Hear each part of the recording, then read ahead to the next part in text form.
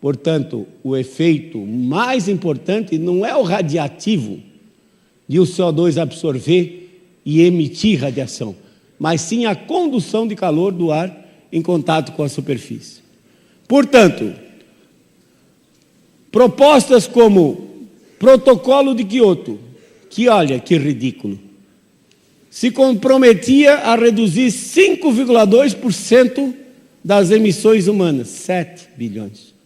Ou seja, 5,2% multiplicado por 7 dá 0,3 bilhões.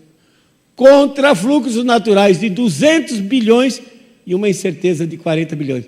Pensa que ridículo é você gastar milhões e milhões de dólares que poderiam ser carreados para realmente resolver os problemas que nós temos, como a pobreza, a miséria humana, lixo que são gerados nas cidades, falta de saneamento, sendo jogado para reduzir as emissões, que não trazem resultado nenhum, porque o CO2 não controla o clima global. Então, por que reduzir as emissões? Só tem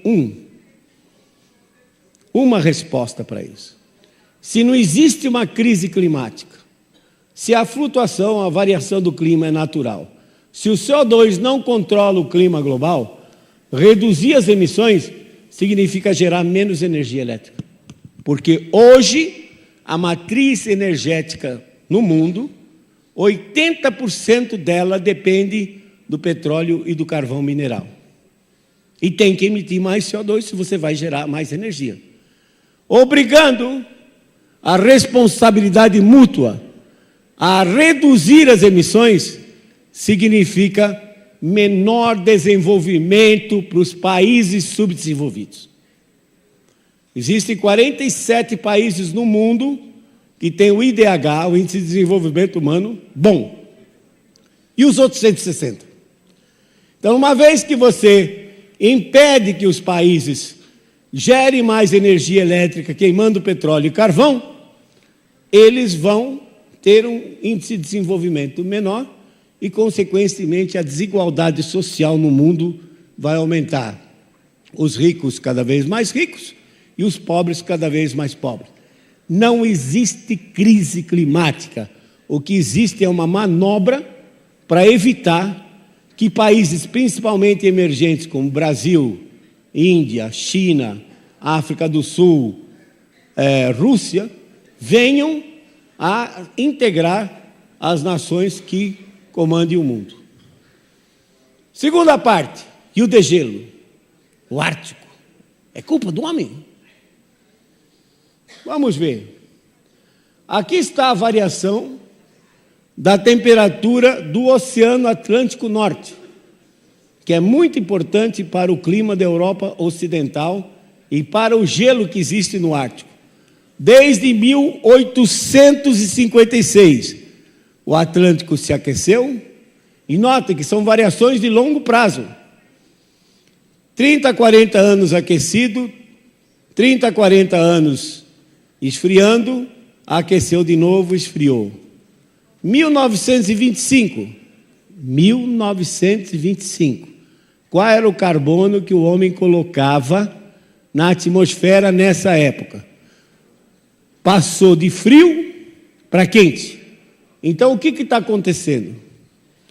As correntes marinhas equatoriais jogam calor na corrente do Atlântico Norte e essa água mais quente leva, então, o calor, a água, leva o calor para debaixo do gelo no Ártico. Vocês sabem que num iceberg, 10% está fora e 90% está submerso. E o gelo, a água tem densidade de 1 grama por centímetro cúbico, o gelo, na hora que ele congela, ele se expande e a densidade dele fica 0,9.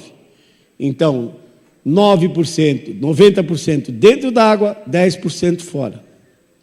A água quente entra por debaixo do gelo flutuante, derrete parcialmente a parte submersa, já não é mais 90%, é 87%, 85%, e a parte submersa não consegue manter o peso da parte aérea.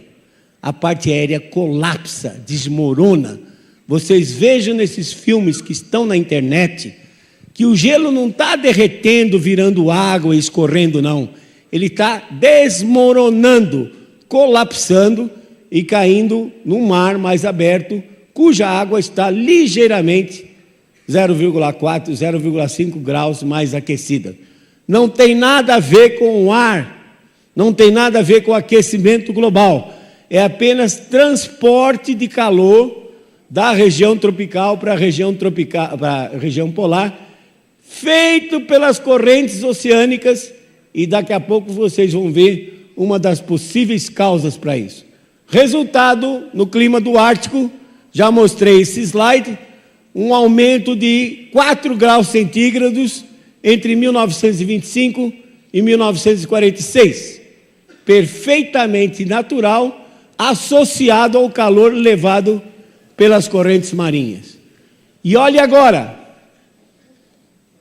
1995 o Atlântico passou de frio para quente de novo. Vamos ver os dados. Universidade de Illinois, Urbana-Champaign, mantém um site chamado The Cryosphere Today, a criosfera de hoje. Eles monitoram via satélite a cobertura de gelo no Ártico e na Antártica. Notem que até 1995, quando o Atlântico estava frio, o gelo estava mais ou menos bem comportado. A partir de 95 começou a decrescer, atingiu um mínimo em 2007, recuperou praticamente tudo em abril de 2012, mas aí em setembro daquele ano deu um novo susto e apresentou 2,7 milhões de quilômetros quadrados de gelo descoberto. Hoje já está muito mais próximo de novo da média, de tal forma que o que vocês veem aqui é uma variação natural causada por maior transporte de calor. Na Antártica, desde que se tem monitoramento por satélite, em 79, o gelo continua crescendo e não diminuindo. Veja a situação de setembro de 2012, no Ártico, está aqui o Canadá, a Groenlândia. A linha amarela é a média que se espera de cobertura de gelo em setembro. O que está em branco mostra que realmente tinha uma grande área, 2,7 milhões de quilômetros quadrados, que estava descoberto, mas como disse, já se recuperou. Na Antártica, a linha vermelha seria a média. Note que o gelo ultrapassou a média, indicando que o gelo cresceu mais na Antártica. Se fosse realmente um aquecimento global, derreteria o gelo no Ártico e na Antártica, e não diminuir o gelo temporariamente no Ártico e aumentar o gelo na Antártica. Portanto, o homem não tem nada a ver com isso, e a cobertura de gelo no Ártico está ligado ao transporte de calor pelas correntes marinhas. Agora, aquele cara que vocês adoram, cara chamado Al Gore, né? Vocês viram o vídeo dele, o documentário de 2007 que ganhou o Oscar de melhor documentário do mundo. Depois o Al Gore com o IPCC, em agosto daquele ano, ganharam o Prêmio Nobel da Paz. O Prêmio Nobel da Paz é um prêmio político. Se fosse algo muito importante, seria um Prêmio Nobel de Física, Prêmio Nobel de Química. Mas Prêmio Nobel da Paz é político. No ano seguinte, 2008, o Obama ganhou o Prêmio Nobel da Paz por ter mandado soldados para o Afeganistão para matar gente lá. E assim controlar a paz no mundo. Vocês veem que Prêmio Nobel... O Al Gore, anote aí as palavras Al Gore, Montecito, Califórnia.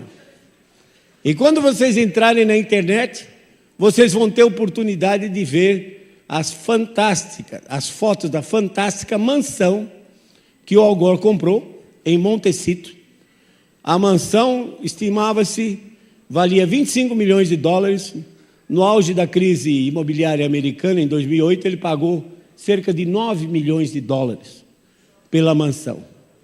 Uma das fotos, você está assim, na piscina, no deck da piscina, aí você vê aquele imenso Pacífico, Oceano Pacífico, se estendendo até o horizonte.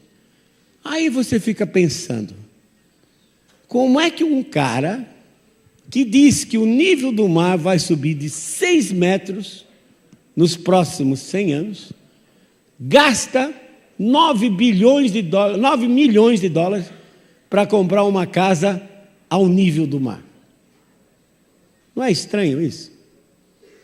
Pensa bem, você aqui querendo ter a sua casa no Guarujá, ou lá em Caraguatatuba, ou em Ubatuba, não, agora não vou comprar minha casa, porque o nível do mar vai subir de 6 metros, o que eu vou fazer?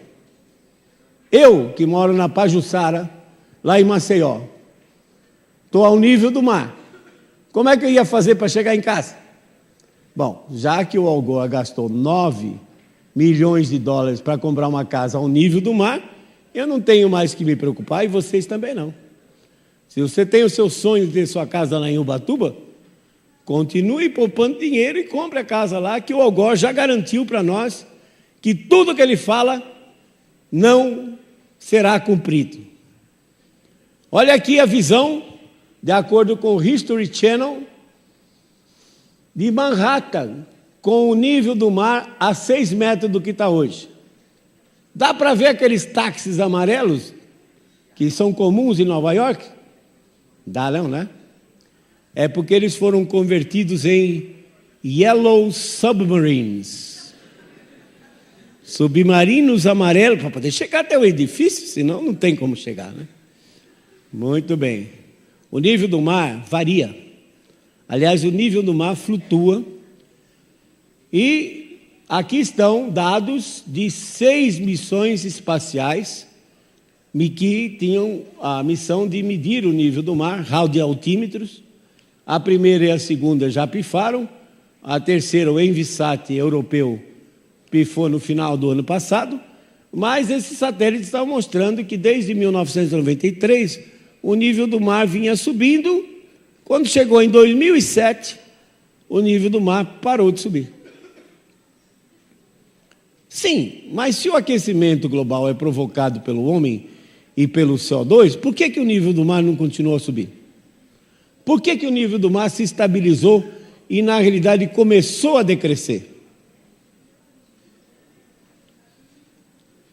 Ciclo nodal lunar. O ciclo da Lua, também chamado ciclo de Saros, S-A-R-O-S. Vocês nunca ouviram falar disso. É um ciclo que dura 18,6 anos, quase 20 anos. O que é 20 anos na vida de um ser humano? É um monte de tempo. Monte de tempo.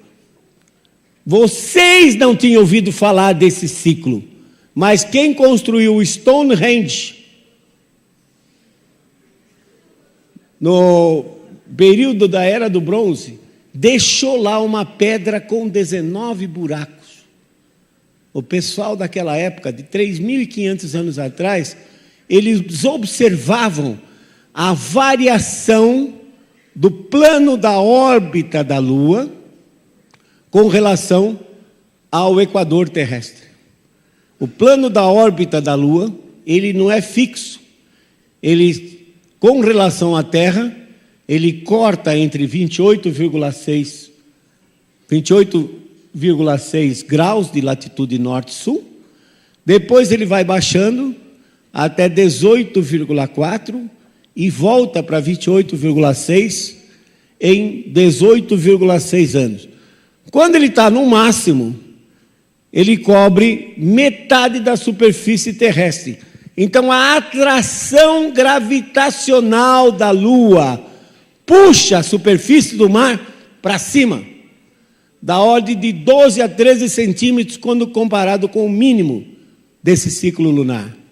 O resultado é que, como cria um desnível maior entre os oceanos tropicais e os oceanos polares, esse desnível hidráulico, coluna de água, acelera ligeiramente as correntes marinhas que levam mais calor para fora dos trópicos em direção aos polos e causam mudanças no clima europeu e no gelo do Ártico. A Lua, quando ela está no mínimo, ela atua dentro dos trópicos e a área de atuação é menor, de tal forma que entre um máximo e um mínimo chega a dar uma diferença nos oceanos tropicais de 12, 13 centímetros.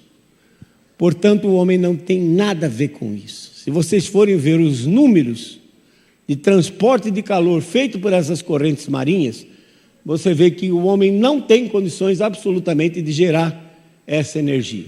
E só uma curiosidade aqui, ó. Em 1841, o capitão Sir James Clark Ross, que foi explorador da Antártica e da Austrália, mandou um marinheiro gravar na rocha um sinalzinho de onde estava o nível do mar. A foto é de 2004, está lá o sinalzinho da rocha, está aqui o nível do mar naquela data da foto. Aqui a maré oscila 80 centímetros. São passados 170 anos desde que essa marquinha foi feita e o nível do mar não mostra sinais de aumento significativo. Portanto, é um terrorismo barato, sem comprovação científica, esse fato de dizer que o nível do mar vai subir. Outro prato cheio, principalmente para a mídia, são catástrofes. E é interessante porque o aquecimento global, ele pode realizar a catástrofe do seu sonho. Se o seu sonho é ter uma catástrofe, inundação, aquecimento global faz. Seca, aquecimento global faz. Onda de calor, aumento de furacões, aumento de tornados. O aquecimento global realiza o seu sonho catastrófico. Quer dizer, algo que explica tudo, certamente não explica nada, né? Por quê? Sempre existiram esses eventos extremos. A maior seca do Nordeste, 1877, 79. Qual era o CO2 que o homem colocava no ar? A situação ficou tão severa que Dom Pedro II saiu de Petrópolis e foi para o Ceará.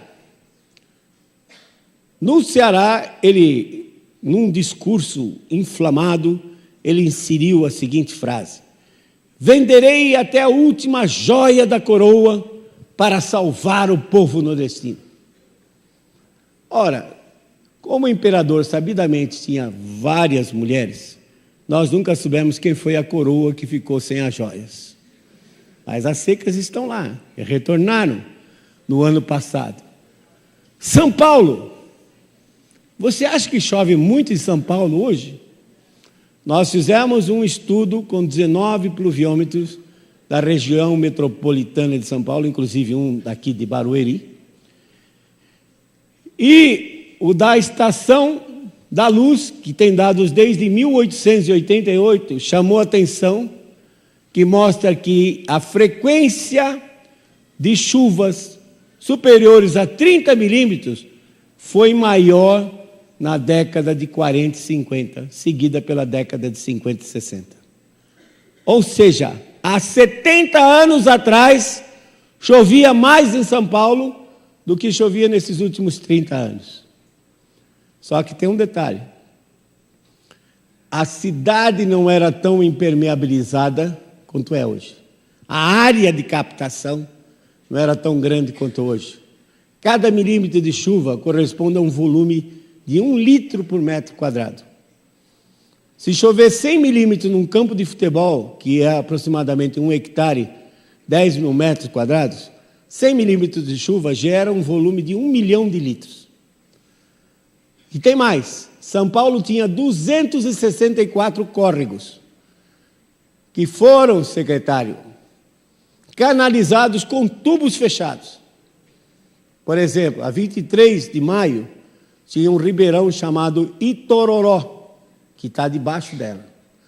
Com o tempo, essas tubulações fechadas vão assoreando, com partículas de solo e lixo, e o volume de água que passava por ali já não passa mais. Então a água fica na superfície.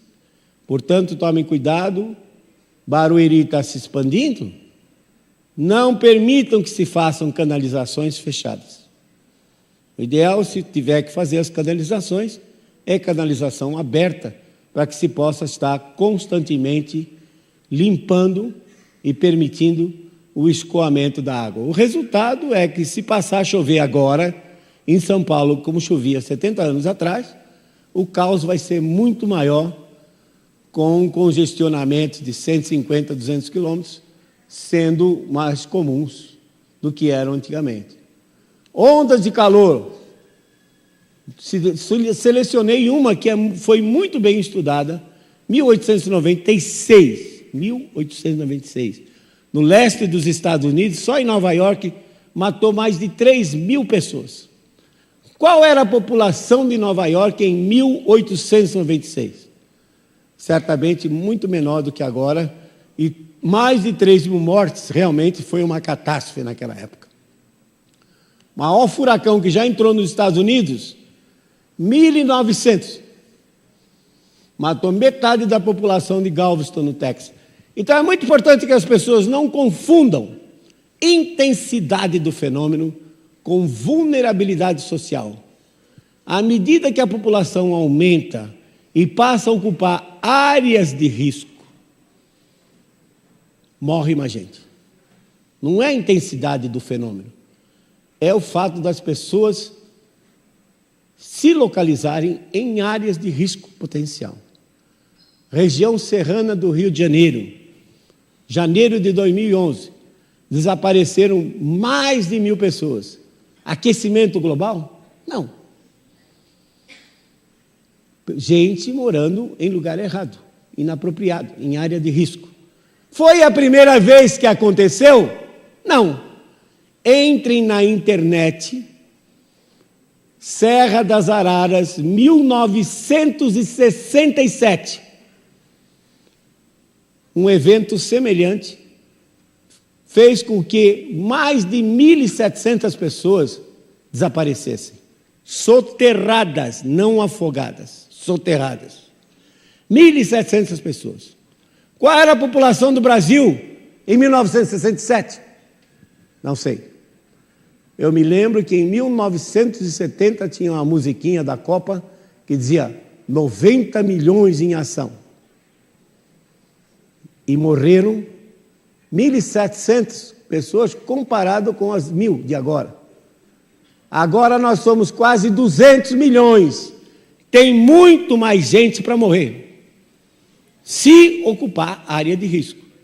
Portanto, acho que uma das prioridades da Secretaria de Meio Ambiente, junto à administração da Prefeitura, é evitar que as pessoas ocupem áreas de risco, encostas, fundo de vale, porque esses eventos, como nós vimos, eles vão continuar acontecendo. E isso pode ser catastrófico, no sentido de tirar as vidas humanas. Danos materiais, paciência, não tem como, mas pelo menos evitar que as pessoas morram. Então as prefeituras, elas precisam repensar o uso, a ocupação do espaço territorial urbano para evitar tragédias, porque a tendência nesses próximos 20 anos vai ser retornar àquele clima da década de 40 e 50, onde as tempestades aqui eram mais severas do que foram nos últimos 30 anos. De onde saem as previsões catastróficas que nós vemos sempre na imprensa? Sai de modelos de clima, modelos matemáticos de clima, que são o quê? Um programinha de computador. Pode ter 1 milhão e 200 mil linhas, mas é um código de computador criado pela mente humana que acha que pode representar matematicamente os fenômenos físicos e as suas interações que controlam o clima global. E não consegue. Modelos têm muitos problemas, como, por exemplo, o ciclo hidrológico é pessimamente tratado notadamente produção de nuvens e cobertura de chuva, e produção de chuva, cobertura de nuvens, produção de chuva, transporte de calor pelos oceanos para fora dos trópicos, por exemplo. O modelo não leva em consideração esse ciclo lunar que eu citei e que está evidente nos dados quando você analisa os dados de temperatura. E os modelos têm muitos parâmetros que precisam ser ajustados. O que é um parâmetro, pessoal? Vou dar um exemplo simples que vocês conhecem. A função de uma reta, y igual a x mais b. O x é a variável, o a e b são parâmetros. Qualquer valor que você der para a e b, você gera a reta que você quiser. Nos modelos, os pesquisadores têm que escolher o valor dos parâmetros. Em outras palavras, o pesquisador tortura o modelo até ele confessar o aquecimento global. Aí depois ele é um bom modelo. Porque se o modelo der resfriamento global, ele tem a verba dele de pesquisa cortada e pode até perder o emprego. Então ele já faz algo que é de se esperar, ou seja, que os donos da ciência atualmente querem que seja o aquecimento global. Modelos têm problemas, precisam ser validados. Na ciência, assim, você tem um modelo, ele produz resultados. Aí você tem que pegar esses resultados e comparar com a realidade, com a observação. Se o modelo gerou resultados que não batem com as observações, você tem que mudar o seu modelo. Na ciência do clima, o que fazem? Roda o modelo, tem os resultados, aí vai comparar com as observações, não bate, aí eles manipulam as observações para ficar igual ao resultado do modelo. Modelo tem que ser validado. Sabe o que é validar? Se eu tenho dados de 1880 até o presente, 130 anos de dados, rodo o modelo e vejo se o modelo reproduz o clima passado. Se ele reproduzir o clima passado, eu tenho mais confiança do que ele está prevendo para daqui a 50 anos, daqui a 100 anos. Não é justo? Se for verificado que o modelo consegue reproduzir o clima passado, então eu vou ter mais confiança no que ele está prevendo no futuro. Não vou chatear vocês com um monte de erros que foi feito. O modelo de quinta geração do Instituto Goddard para Estudos Espaciais da NASA foi rodado para reconstituir o clima dos últimos 130 anos. Teve um monte de erro, mas atenção para esse aqui, ó. O modelo, ao reconstituir o clima dos últimos 130 anos, colocou 20% de redução de chuva na Amazônia. Por que isso é crítico?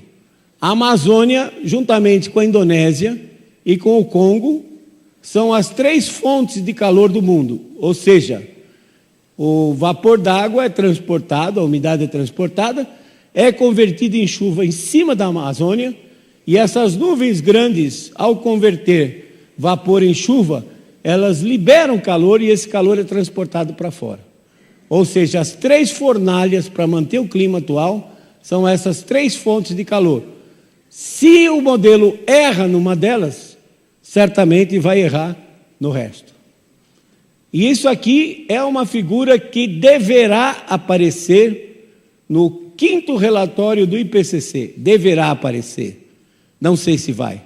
Porque um dos revisores vazou essa figura na internet. O que diz essa figura? As projeções feitas em 1990 era de meio grau acima do que está hoje. As previsões feitas em 95 baixou um pouco para 0,3.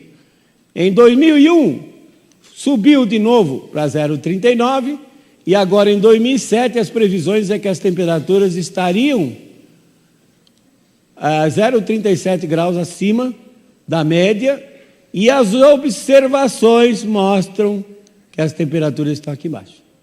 Você vê que o modelo não serve nem para projetar a temperatura. Então dizer que daqui a 100 anos a temperatura do planeta vai estar 5 graus acima, não estão conseguindo acertar agora. Nos últimos 15 anos, Quem garante que eles vão acertar para os próximos 100? E as perspectivas? O que vai ser do planeta? Eu diria que está havendo uma mudança climática, sim, mas vai para um resfriamento e não para um aquecimento. Por que eu afirmo isso? A fonte primária de energia é o Sol. O Sol tem um ciclo de 11 anos, ciclo de manchas, que aparece aqui, esses picos.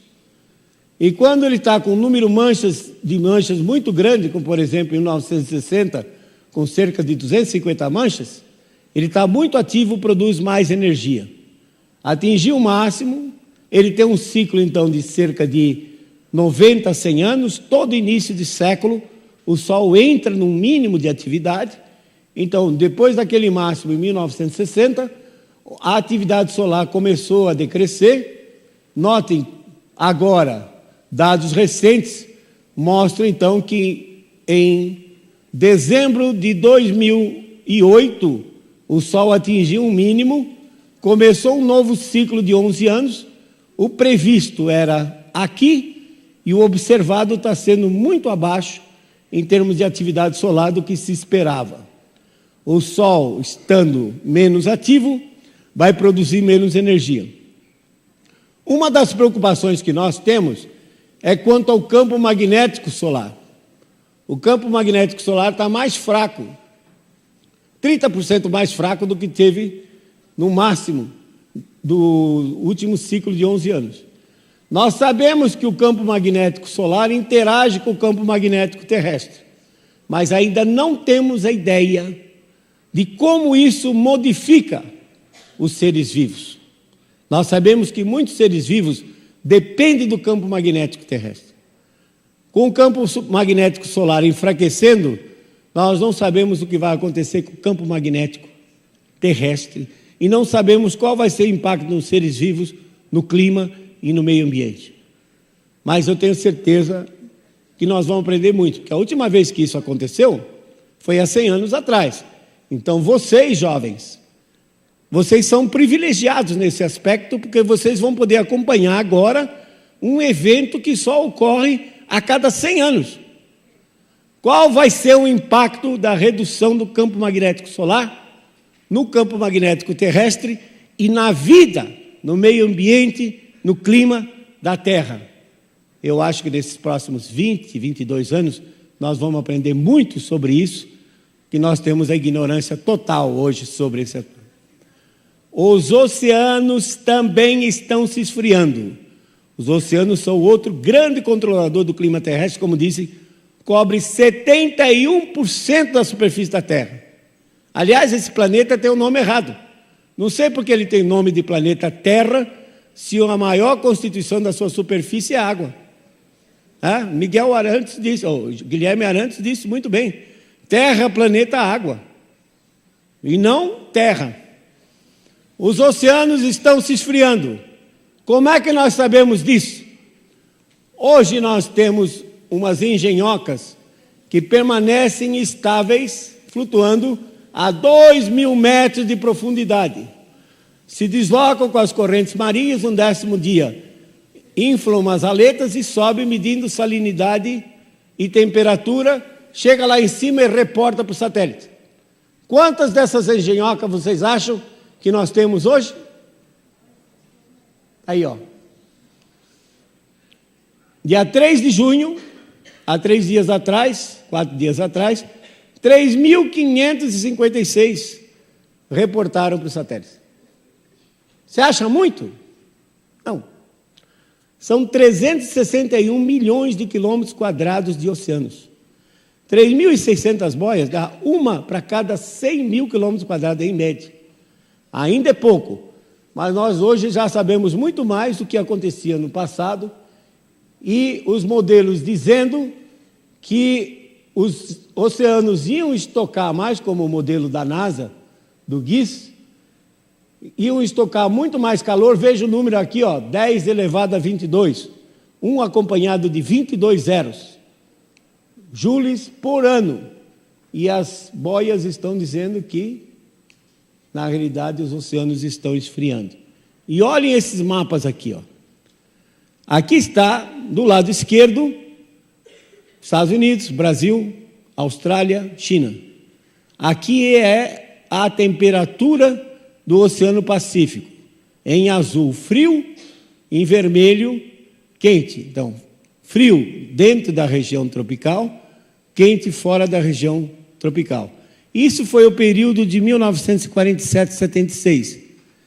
Note agora, nesses últimos 13 anos, 99 a 2012, note que a configuração de temperatura está muito semelhante àquele período de 47 a 76.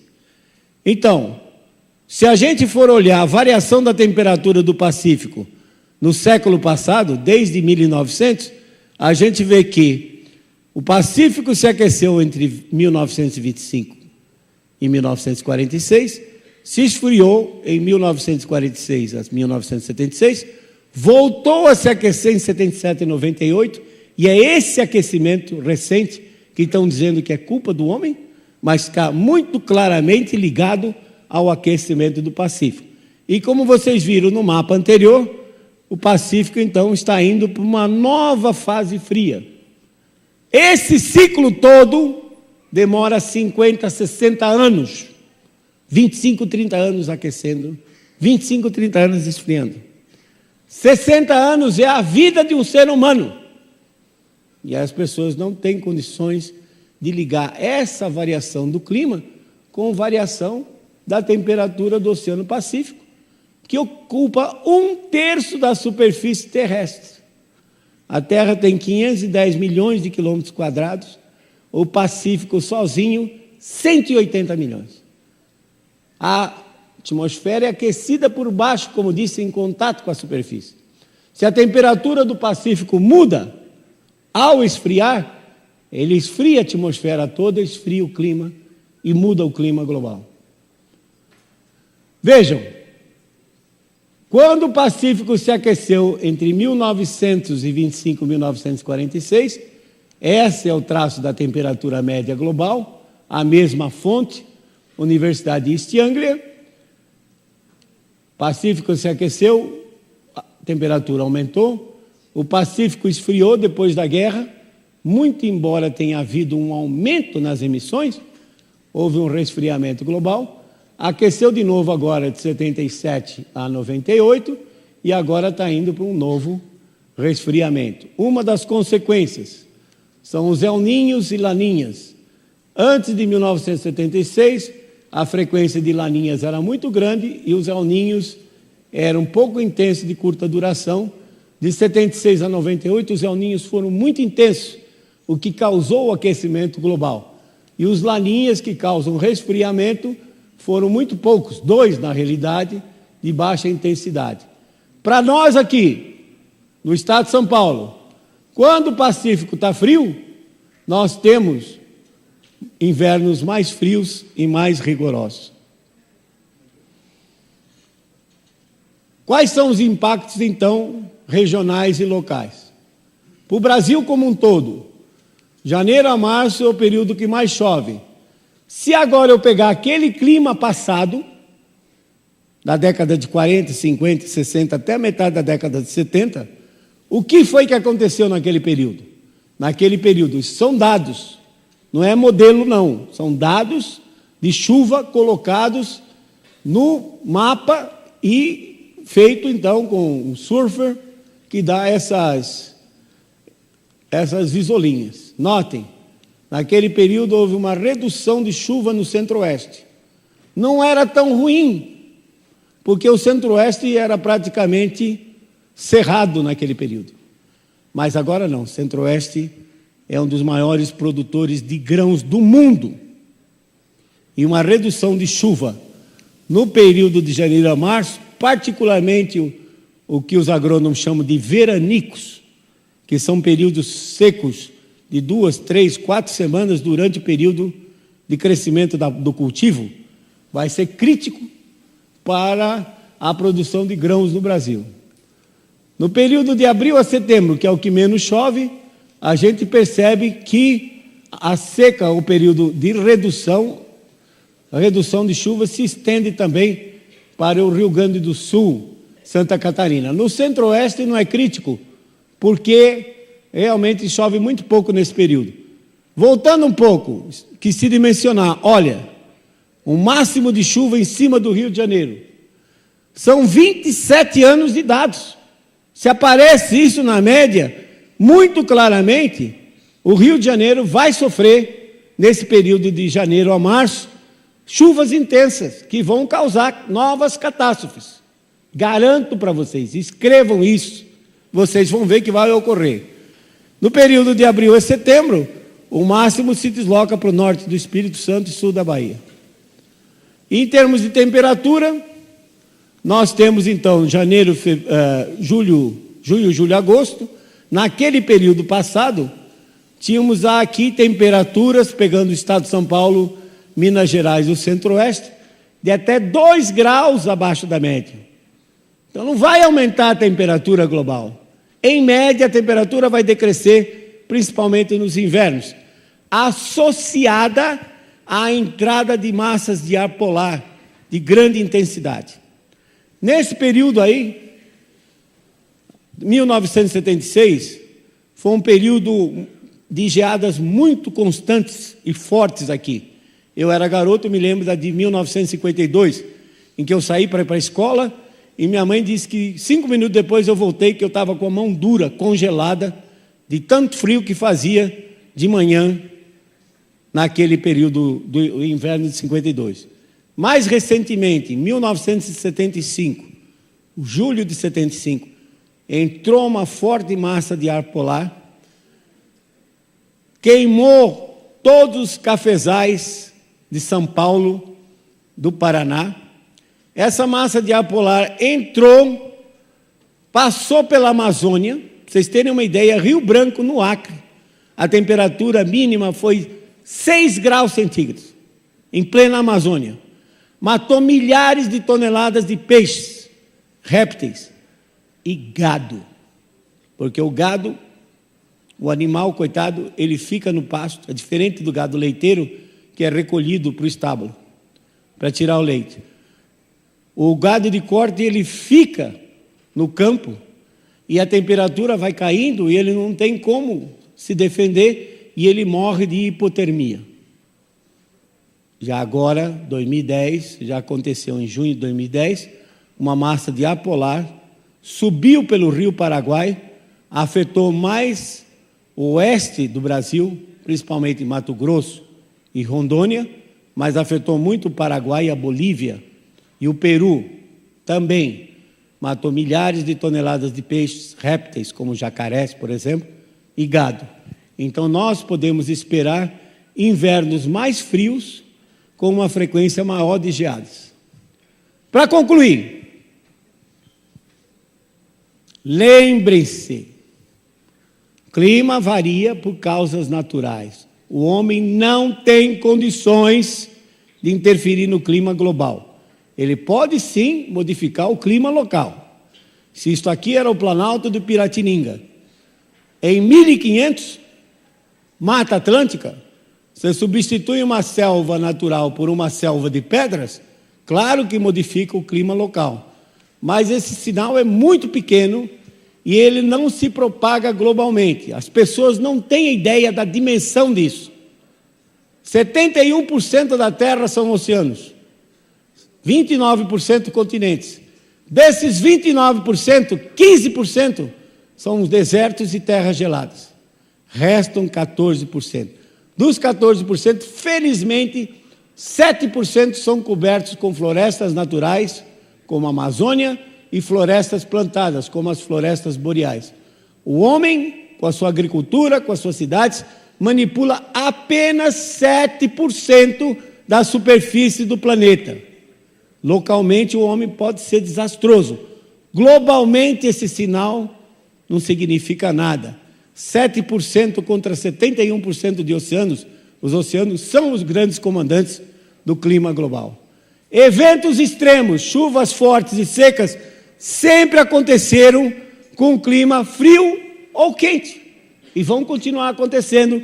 Então, como eu disse, nós precisamos repensar. Hoje, 85% da população do Brasil vive nas cidades. Então, nós temos que repensar a ocupação do espaço urbano. Isso cabe aos geógrafos, cabe aos engenheiros ambientais e, claro, às prefeituras, que a pessoa mora no município. Ela não mora no estado, ela não mora na federação. A célula máter da nação é o município. É o município que é responsável, então, naquela escala, de cuidar do meio ambiente e impedir que desastres ocorram no sentido de má ocupação do espaço. Coloquem na cabeça de vocês, CO2 não controla o clima global. O CO2 não é um vilão, não é um gás tóxico, o CO2 não é poluente, o CO2 é o gás da vida.